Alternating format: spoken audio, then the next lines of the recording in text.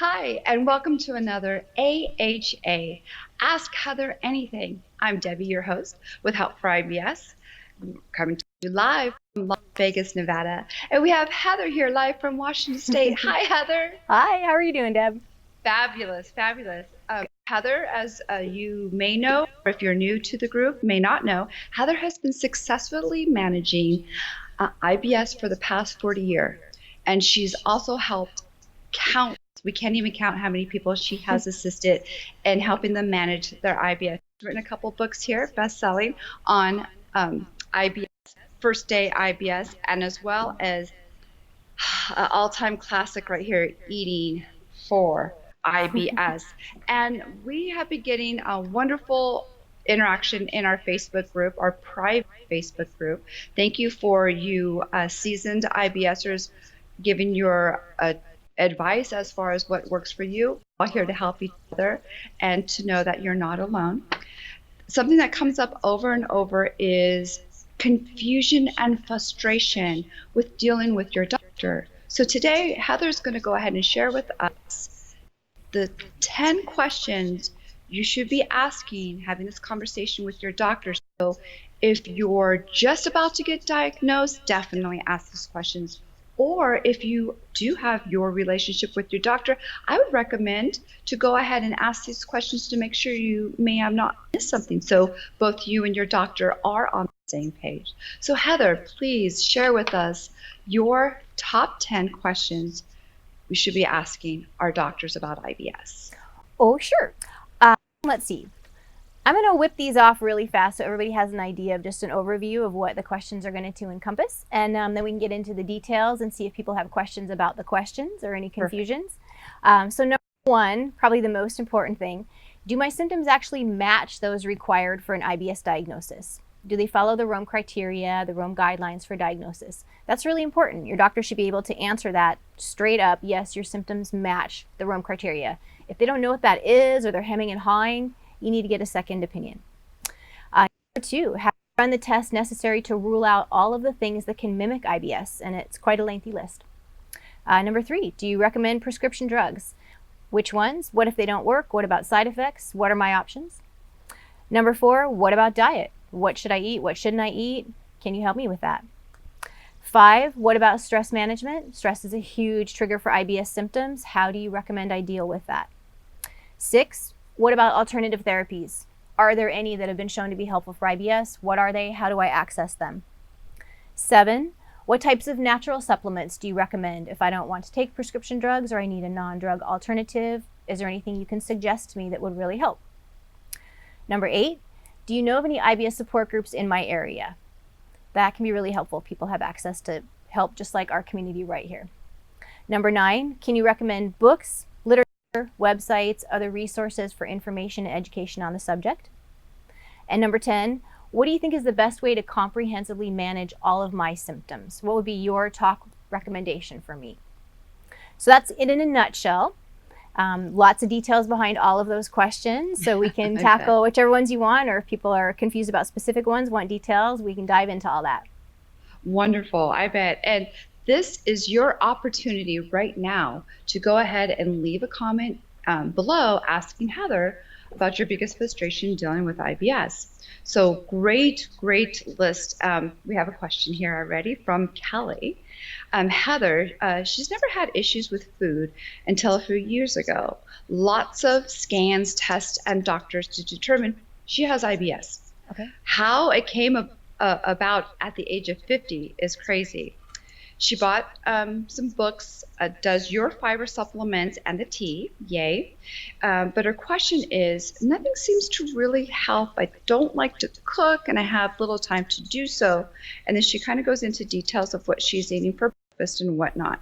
But she says now she's able to go to the restroom, go poop 3 to 4 times, and she's extremely bloated. She would love to have a consultation with you and would be more than happy to pay for your time. She's lost over there what to eat. I'm primary vegan as well. Okay. Yeah, that's fine. You can certainly be vegan and manage your IBS successfully. There's no issues with that whatsoever. So I think we could probably get her a lot of info maybe posted, because there's literally a whole book's worth of information about diet, what you should eat, what you shouldn't eat. I'm a little concerned. Is she unclear that she is confident in her diagnosis? Is her age raising some red flags and worrying because she's not responding to the normal treatments? Right. Or does she feel like she has a solid diagnosis for her doctor? Is there ambiguity there? Right. So yeah, that's, a lot, those are questions that needs to be cleared. That's just what I have here. So, Yeah. but Heather, are we considering doing maybe some like group coaching in the near future, possibly for stuff that gets specific like this? Yeah, that's something that comes up. It's something we could certainly talk about offering. I'd love to know if people are interested in that. There's certainly a lot of information and education that people are clamoring for. Mhm. And a lot of it, I think, can be given in group forms, or through books, through websites. And then some people really need some one-on-one. They really need Right. to be able to talk to someone and get, direct answer for their questions and direct help across Exactly. all different subjects, diagnosis or treatments or whatever. Exactly. Yeah, so that may be an avenue that works out really well for us and for other people who need it. Sure. Wonderful. Wonderful. Thanks for that answer. We have another question here, and I see this quite often in our chat. In our group there about the fiber, which is great. I'm glad people are talking about fiber because we know we need to have it in our system daily. So here's the question. Should I keep my regular doses of tummy fiber on attack days? I have to admit it freaks me out to think of fiber when my gut hurts so bad, but I don't want to stop it if I shouldn't. That's her question. Okay, and this is actually something your doctor should have explained to you, because this is a pretty fundamental aspect of diet and IBS. You are right to be afraid of fiber, but what kind of fiber are you afraid of? Because you are missing the really obvious point here that's key to IBS, that there's two completely different kinds of fiber. There's soluble fiber and there's insoluble fiber. Insoluble fiber is a potential trigger. It's a stimulant. It can absolutely set off IBS symptoms. That's your roughage, your leafy greens, your bran. Yeah, you need to be afraid of it, especially if you're in the midst of attacks. You don't want to be eating insoluble fiber at all if you're in the midst of an attack. You're just throwing fuel on the fire. But soluble fiber is completely different. Soluble fiber dissolves in water. It is not a stimulant. It is bowel motility regulator. It literally normalizes, stabilizes, regulates the peristalsis, the contractions of the gut, from either extreme. So you need soluble fiber in your gut to keep it stable so that you can prevent attacks in the first place. But if you're in the midst of an attack, one of the few things that's going to actively get you back on track as fast as possible is your soluble fiber. Right. So the last thing you want to do when you're in a flare is stop taking your tummy fiber. That's taking away the one measure of safety that you have incorporated. So you don't want to do that. You want to keep that up, and you want to add in extra soluble fiber foods as well. Your plain white rice, boiled peeled potatoes, bananas, little instant oatmeal, noodles. Those are all your soluble fiber foods that are also going to help calm and regulate motility and stop that flare, stop that attack, get you stable again. Beautiful. Yeah. And that's great clarity, understanding actual fiber. And the way that helps me, I think of there's two folds of fiber, and it's just not talked about unless you're dealing with something specific like IBS. Yep. And it's just getting our knowledge, our comprehension of the two, and understand how they work. And that's the soluble fiber, Heather's tummy fiber, that's that one. Just think of it's a daily thing into your system. It's only going to work when it's in your gut. Not the enemy. Yeah, the other one, that's the trigger, pay attention to. And we will show you how to deal with it. Yep. Perfect. Love Absolutely. it. So we're still talking about fiber here on our questions. So will tummy fiber cause headaches? I had headaches before starting the fiber, but I was curious. It could trigger my headaches. So very sensitive on headaches. No, soluble fiber is not going to do anything like that. There's just nothing in it that would do that. Literally, soluble fiber is in foods you're eating. It's not just in supplements that you can be taking. So soluble fiber is just a bowel motility regulator. Regulates water content in the gut. It has some other health benefits, like it helps stabilize blood sugar levels. So sometimes diabetics add soluble fiber supplements. It helps lower high cholesterol levels. So people use it for that, sometimes to replace statins.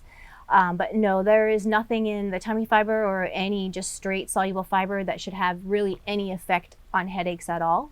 Okay. Yeah. Beautiful. Yep, that makes sense. Good question. Thanks for asking. I have another one here. Heather, we are full of questions today. This is great.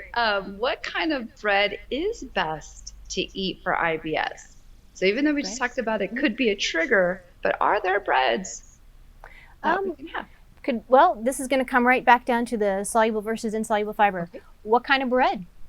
What kind of fiber? Is it like a hippie loaf of bread with nuts and twigs on top and straight insoluble fiber? Yeah, it's probably going to make you really sick.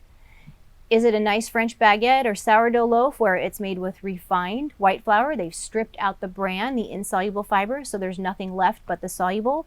For a lot of people with IBS, that's a great safe staple.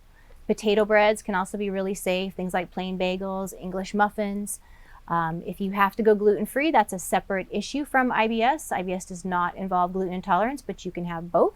So if that's the case, read the ingredients, and again, make sure there's not a lot of high insoluble fiber foods in there. Make sure they're using something like rice flour as a substitute. So bread should be a good, safe staple of soluble fiber, but you're going to have to learn your breads, and you're going to have to read ingredients and make sure you're not getting something that says whole grain, whole wheat, high bran. Those are red flags for what you want a safe soluble fiber to be. Don't make it high insoluble fiber. Great, great detail. And if you are listening to this, rewind and write these notes down. Seriously, because we tend to forget. Yeah. Comes up all the time. Exactly, because there's, you go to the bread aisle and there's like a million breads. And Yeah. it can be overwhelming. Yeah. So, And just as a side note, it's a real shame that a lot of people in America don't seem to have access to good bread, to good bakery bread. Read the ingredients. You don't want a loaf of bread that's going to last 4 weeks in your fridge. I mean, there's something wrong with it. Warning. Yeah, read the ingredients. It shouldn't have a lot of, unpronounceable ingredients, a lot of chemicals or preservatives. See if your grocery store has a little bakery section in the deli where they're baking fresh breads, because really it should have nothing in it but white flour, water, yeast, and salt. That's it. Yep. That's all you need in a bread. Anything else in there, you don't need it, you don't want it. So try to find a good, safe source and a delicious bread that you like, because it is a great staple. You don't have to give up bread. Beautiful. Love it. Another question here. This one's kind of intense, so I'm just going to pull out some bullets. And you basically answered it previously. Again, it's a fiber kind of day. She's been hospitalized for the past 3 days. What I love about this, though, she had taken with her soluble fiber. Okay. On the go. So yay, good having that. Yeah. She probably had it in her purse, but then she ran out. So coming back, so she was not taking it for a few days. So now she's back home. She was up to 2 tablespoons. Okay. Should she just start right in? Absolutely. Okay. Yeah, just right where you left That's just off. a blip. Right where you left off. You'd have to be off of, if you've gotten your gut used to a fiber supplement, you'd have to be off of for a couple months before you'd want to ramp back up. Other than that, if it's just been a few days or even a week, just start right back up where you were. Okay. Yeah. That's and I'm gonna actually, I've taken a note on that one because we get that All the question time. asked all the time Yeah. about if you've missed even a day, again, Yeah. the attack. So I've noted that, duly note for myself. So Yeah. Here There's we no go. worries with that at all. here we go from another one here. Should I keep my regular dose of tummy fiber? Yeah, on a tax day. Yeah, we did that one. Sorry. Yeah. And that comes up all the time too. Yes, you should. Yes. You should. All right. So the last question that I have here is, I have a question on IBSD. How do I know when I've reached the right dosage of fiber for my body? I would like to think that when I'm symptom free, but are we ever symptom free? So yeah, that's when you're getting to the point of, how do you know when to cut it off? You should feel like you're stable day in, day out, and you should feel like you're symptom free. And looking at your final dose range is probably going to give you a clue. Yes. If you're just at the very starting dose, you're in your first few days, or you're not raising your dose, you've been on it a few weeks, but you're still at a few grams a day, yeah, you need to keep raising it. A very rough average final dose for diarrhea is going to be about 10 to 15 grams a day. Constipation, 20 to 30 grams a day. Okay. You're starting with just, 2 to 4 grams a day. Okay. That's a really low starting dose. That's to get your gut used to fiber gradually, and then you gradually increase it. You want to keep gradually increasing it until you feel stable. If you're still having attacks, you don't feel stable, that means you don't have enough soluble fiber in your gut. You're going to have to keep gradually increasing it. It's not going to make you worse. It's not going to turn one symptom into another one. It can't do anything bad for you, but it's also not going to work unless you have enough of it physically present in your gut to regulate motility. So that's your body saying, I don't have enough. If you're still having flares and attacks, you got to keep gradually increasing your dose until that stops. And you should be feeling stable day in, day out. That's the dose where you want to stay.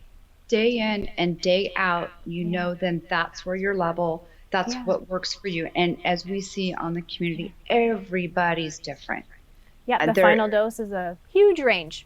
A couple teaspoons a day all the way up to 5 tablespoons. Just go by your rough ballpark. Couple tablespoons average for diarrhea, several tablespoons average for constipation. Perfect. If you stabilize at a lower dose, stay there. Perfect. And no, Heather, beyond insightful. And I know we're going to get a lot of questions about those top 10 questions to ask your doctor. Yeah. So what we'll do is we'll see how the community responds to them, and then bring a highlight, and we'll talk about, one. And that way we can hear the details of, your input on that. And so we can have an understanding on this end of dealing with IBS. And when we do talk to the doctor, we know what to expect. But know that the links below, we have, of course, for our wonderful tummy fiber. That is, that's the foundation of managing your IBS. And of course, we talked about this before. The number one, besides the tummy fiber, is you need to have that knowledge. So having the books available, Heather has 2 doctors recommend your books all the time. They do. We have people sent to us from their doctors. A lot of doctors are not super knowledgeable or even comfortable dealing with diet with their patients. They don't have the background. They're being asked questions that is really, out of their area. Should it be out of their area? I don't know, but it is out of their area. So they're trying their best to help their patients in other ways. Everything that we've talked about with using soluble fiber supplements, soluble versus insoluble fiber, this is basic information that people should be given by their doctors when they're given an IBS diagnosis. So the fact that this just keeps coming up from people over and over again shows you the huge gap in knowledge that is not being transmitted from doctors to their patients. And then the positive spin on that is we have that information here for you. Yeah, we do. There's a wealth of info. Exactly. And so again, eating for IBS, we got to eat to live. I love the fact that give me that baguette. Yeah. Absolutely. Right. And then first year IBS, if you are just newly diagnosed, or maybe you've been diagnosed for 5-10 years, but you still are questioning, if you still have questions in your mind, that year, it's just a wonderful walkthrough of how to build that information so that way you can manage what works best for you. Heather, beyond thank you for taking time today to share with us some wonderful knowledge. And like I said, we'll pull up those. I'm sure we're going to get flooded with those questions on the doctor. We're going to hear a lot about people and their doctors. Which is great, and that's what we want. We want to keep the conversation going. We want to put those difficult questions out there to give you answers so then you can manage successfully. So check the link below. Again, you can leave comments there as well as get access to Heather's information. So for now, we're going to go ahead and chime out. But again, thank you for taking time and look forward to seeing you soon. Thank you. Thank you, Heather. Bye-bye. Bye-bye.